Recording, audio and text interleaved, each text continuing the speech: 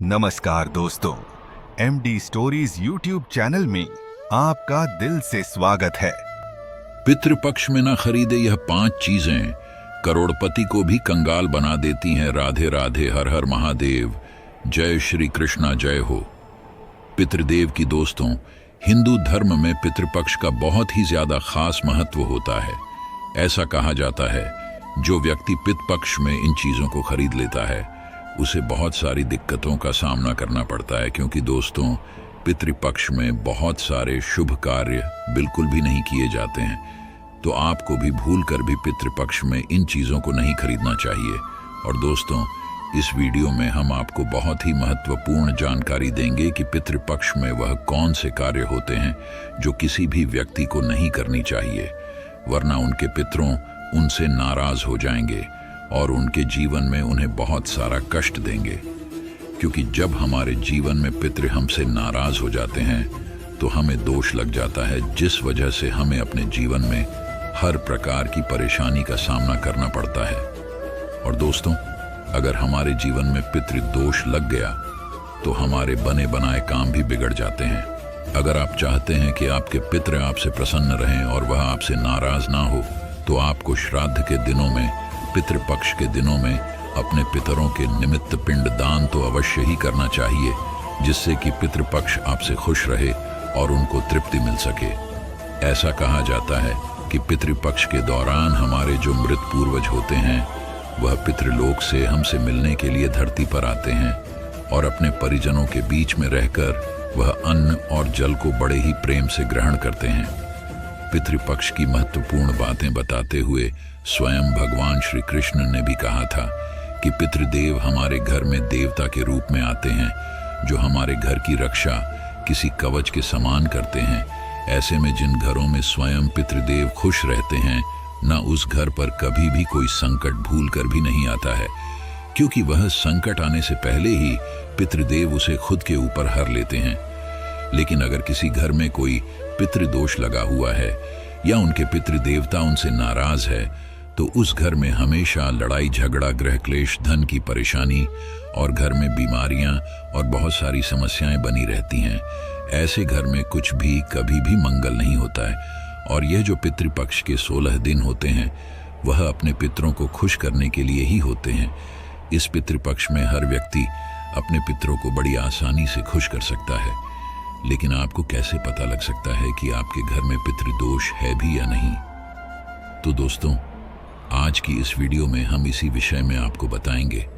साथ ही आपको यह भी बताएंगे कि कैसे आप पता लगा सकते हैं कि आपके घर में पितृदोष है या नहीं, किस तरीके से आपको लक्षण दिखाई देंगे, साथ ही क्या क्या उपाय आपको करने होंगे। इस वीडियो में हम आपको पूरी जानकारी देंगे। साथ ही हम आपको एक ऐसा कार्य भी बताएंगे जिसे आपको पितृपक्ष में जरूर ही करना चाहिए।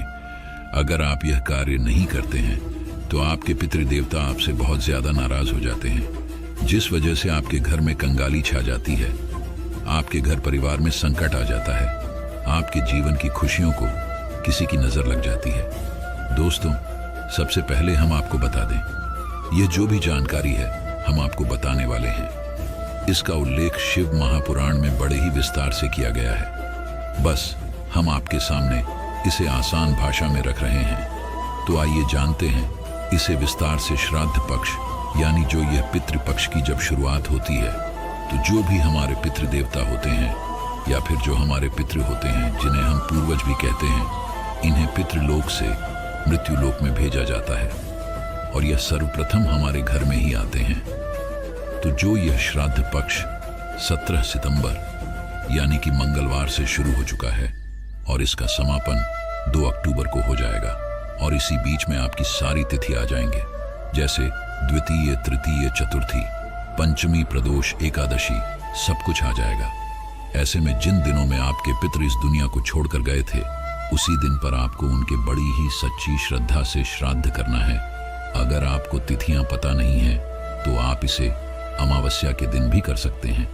तो इन सब में सबसे पहले हम आपको बताएंगे कि इन 16 दिनों में ऐसी कौन सी गलतियां होती हैं जो नहीं करनी चाहिए और कौन से उपाय हैं जो आपको अवश्य ही करनी चाहिए, जिससे आपके पितृदेवता आपसे खुश रहेंगे और आपके हर एक परिवार के सदस्य की उन्नति होती रहेगी और आपके ऊपर पितरों का आशीर्वाद सदैव बना रहेगा।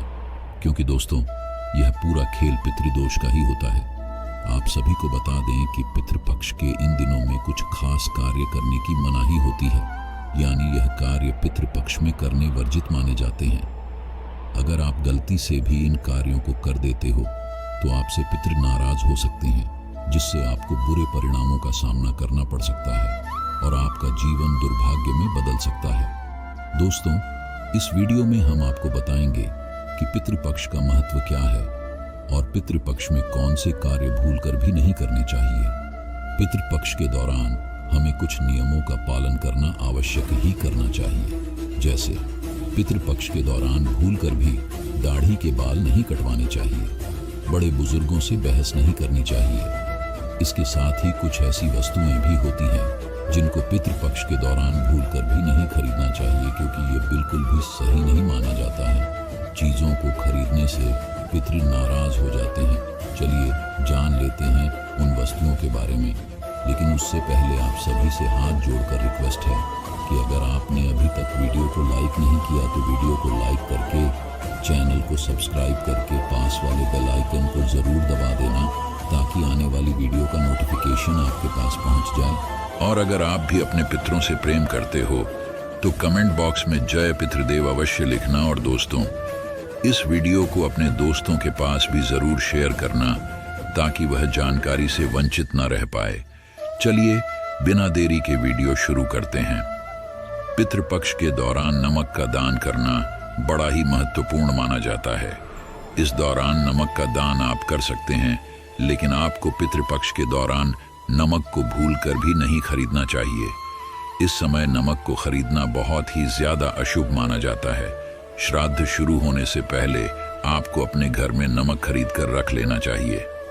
पितृपक्ष के दौरान नमक खरीदने से हमारे घर में लगातार बीमारियों का घर बन जाता है। सरसों का तेल, अगर आप पितृपक्ष के दौरान सरसों का तेल खरीदते हैं तो पितरों के साथ ही शनिदेव भी आपसे बहुत ज्यादा क्रोधित हो जाते हैं। इसीलिए गलती से भी आपको सरसों का तेल पितृपक्ष के दौरान नहीं खरीदना चाहिए।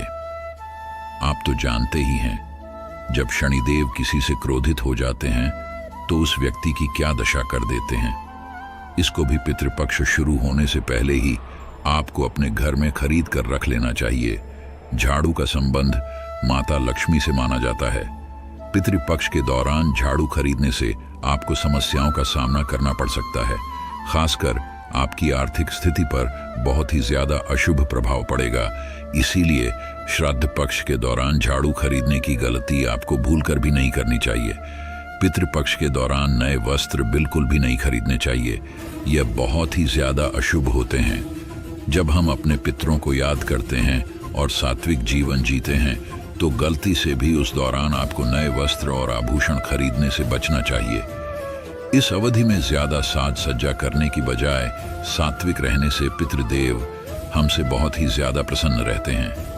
पितृपक्ष के दौरान वाहन और भूमि भवन 15-16 दिनों में आपको बिल्कुल भी नहीं खरीदना चाहिए। गलती से भी आप ऐसा कर लेते हैं तो इसके गंभीर परिणाम आपको भुगतने पड़ सकते। इस दौरान भूमि या वाहन की खरीदारी करने से फायदे की जगह आपको नुकसान उठाना भी पड़ सकता है।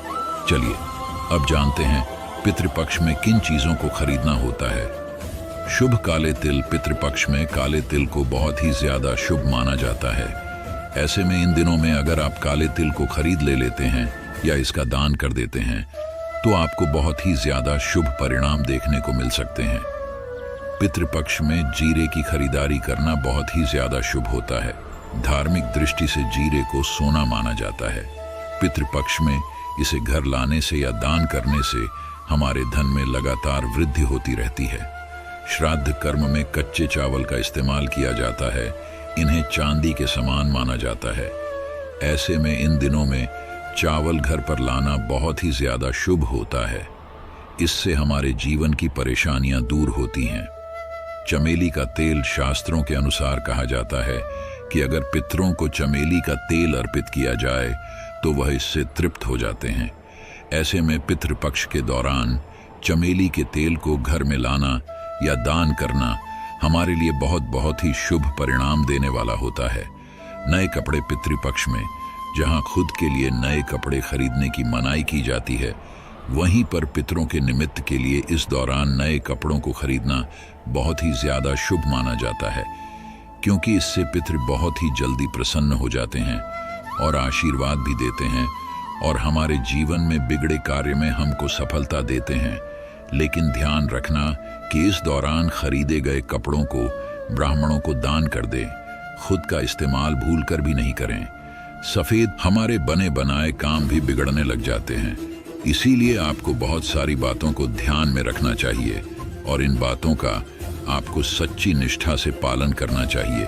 और पितृपक्ष में अगर आप हमारे द्वारा बताई गई जानकारी में से कुछ भी उपाय करते हैं तो आपको निश्चित ही अपने जीवन से पितृदोष से मुक्ति मिल जाएगी और आपके जीवन में सदैव संपन्नता बनी रहेगी।